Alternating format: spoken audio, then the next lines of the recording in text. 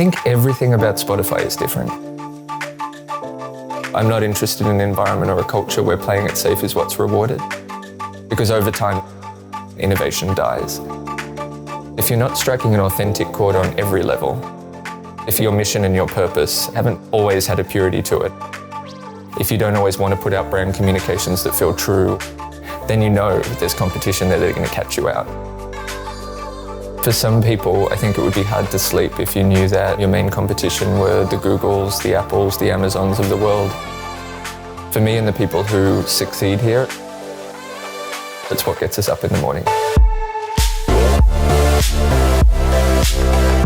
Very often, if you're looking for the really interesting creative and the stuff that's going to ring true, it's sitting there within your community.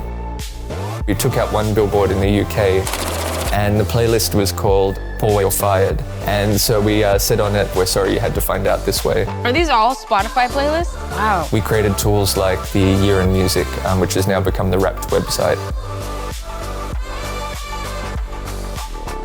I think the last one we ran, we had over 6 million shares we could measure alone from consumers proudly sharing the year that they had. We try to think of ways to reward our best customers all the time. So one example for the last couple of years have been our fan-first concerts. What if we could find, based on the data, 150 of your biggest fans?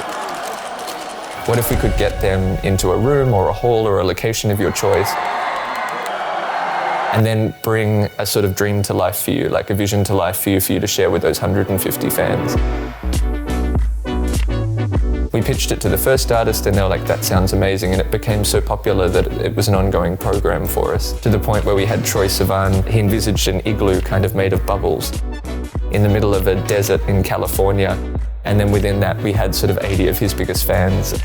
It's sort of an example of where we try to be a little bit smart, a little bit silly, playful, but always calling out those people that are powering both the success of creators, but also our brand. If there's one thing I think that is a common thread at Spotify, and it's a part of our culture that we're desperate to keep, it's that success isn't just a big headline-driven major breakthrough that, a few people get to share. Success can be a failure, and success often comes where we don't expect it.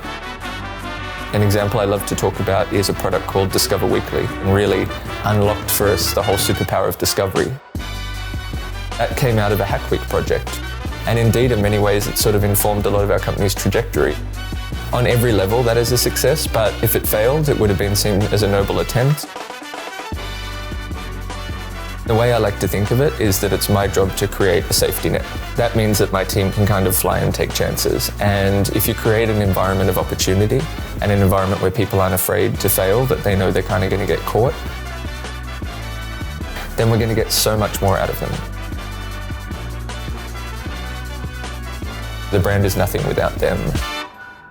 And I want every single person, no matter what their role, to feel their function and importance to the brand and how it comes to life.